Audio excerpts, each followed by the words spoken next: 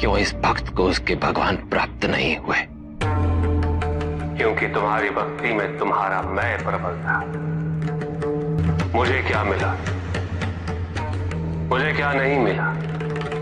मैंने ये किया, मैंने वो किया। तुम कभी भी ये नहीं समझ पाए रावण कि भक्ति का अर्थ विनिमय करना नहीं होता, और ना ही भक्ति में किए गए कर्मों की गणना की जा सकती है।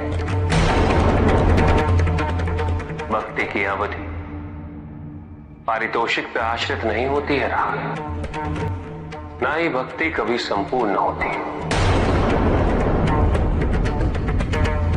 भक्ति का पथ तो आजीवन निरंतर चलता रहता। यदि तुम मुझे एक बेलपत्र पे बुला दे तो मैं अवश्य चला आता, किंतु तुम्हारे अहंकार के समक्ष बेलपत्र का कभी कोई महत्व ही नहीं था।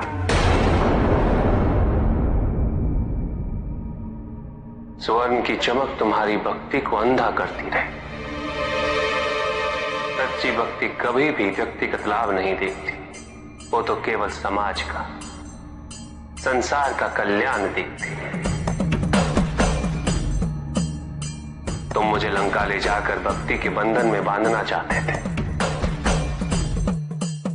तुम कभी ये समझ ही नहीं पाए रावण कि भक्ति का अर्थ बांधना नहीं, भक्ति तो मुक्ति में नहीं है। मैं तो सर्वव्यापी हूं रावण। यदि तुम मेरी सेवा करते तो तुम समस्त संसार की सेवा कर सकते थे।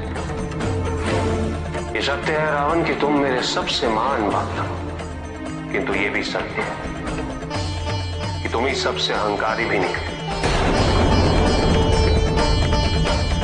और तुम्हारा ये अहंकार इतना प्रबल हो चुका है रावण, यदि इसी समय इस पर अंकुश नहीं लगाया गया तो भविष्य में तुम्हारा यही अहंकार तुम्हारे अंधकार का कारण बन जाए। इसीलिए तुम्हें 6 रिपुओं को समाप्त करना होगा।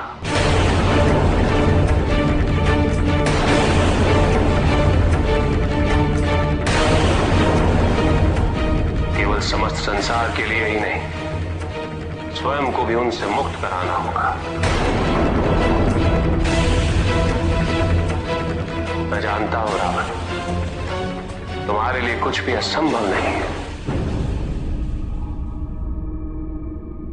किंतु निर्णय तो तुम्हें ही लेना होगा।